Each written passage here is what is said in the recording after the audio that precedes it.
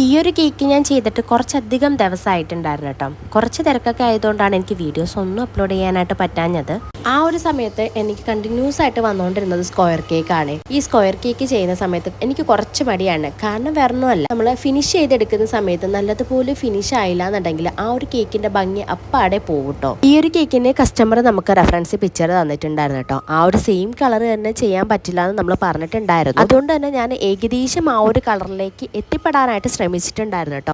Shell നോസിലും star നോസിലും വെച്ചിട്ടാണ് ഈ ഒരു കേക്ക് നമ്മൾ സെറ്റാക്കിയിട്ടുണ്ടായിരുന്നത്. നല്ല ലൈറ്റ് പിങ്കും ഡാർക്ക് പിങ്കൊക്കെ ആയിട്ടാണ് കേക്കിന്റെ കളർ നമ്മൾ ചൂസ് ചെയ്തിട്ടുണ്ടായിരുന്നത്. ഫൈനൽ കോട്ട് ചെയ്യാൻ എടുത്തിട്ടുള്ള ക്രീമിലേക്ക് കുറച്ച് ഓറഞ്ച് കളർ ഒന്ന് ആഡ് ചെയ്ത് കൊടുത്തിട്ടുണ്ടായിരുന്നു. ഈ ഒരു കേക്ക് ഏത് ഫ്ലേവർ ആണെന്ന് ഞാൻ ഓർക്കുന്നില്ല കേട്ടോ. അതുകൊണ്ട് തന്നെ ഈ ഒരു കേക്കിന്റെ റേറ്റ് ഞാൻ മറന്നു പോയിട്ടുണ്ടായിരുന്നു. ഇത് കുറച്ചധികം ആയിട്ടുണ്ടായിരുന്നു ഈ ഒരു കേക്ക് ഞാൻ കൊടുത്തിട്ട്.